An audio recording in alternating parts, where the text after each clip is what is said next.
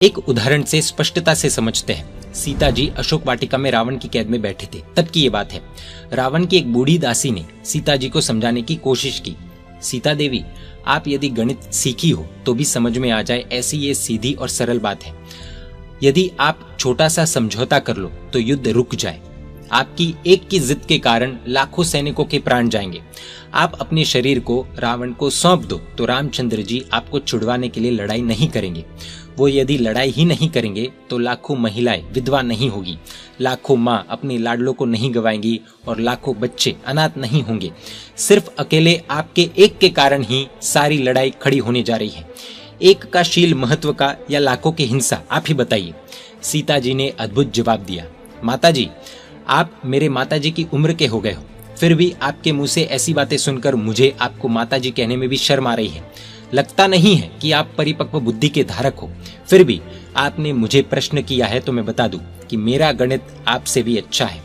आप बता रहे हो कि एक सीता शरीर सौंप देगी तो लाखों की हत्या करवाने वाली लड़ाई रुक जाएगी, मगर एक सीता शरीर सौंप देगी तो भविष्य में करोड़ों सीता जैसी कन्याएं कुल्टा होगी, व्यभिचारिणी बनेगी और वे कन्याएं करोड़ों की संख्या में गर्भ हत्याएं करवाएगी। उस पाप की तुलना कौन करेगा? लाखों की हत्या होती हो तो होने दो। अगर करोड़ों कन्याएं मेरा आदर्श लेकर कि रामचंद्र जी की शीलवान पत्नी सीता जी भी अपना शरीर सौंप सकती है तो हमें क्यों सोचना चाहिए ऐसा आदर्श लेकर उल्टा बने, व्यभिचारिणी बने तो नुकसान कई गुना अधिक है। माई, आप वर्तमान की लड़ाई देख रहे हो, मैं भविष्य की पूरी परंपरा को ध्वस्त होते देख रही हूँ। आप एक के सामने लाख को बचाने की बात सोच रही हो, मैं लाखों के सामने करोड़ों की तुलना कर रही हूँ। आप सैनिकों के शरीर की रक्षा के बारे में चिंतित हो और मैं संस्कृति, शील, सदाचार मंदिर की सुरक्षा के बारे में चिंतित हूँ। यह सिर्फ एक सीता का प्रश्न नहीं है माता जी, यह तो भविष्य में आने वाली अरबों खरबों सीताओं की पवित्रता का प्रश्न है।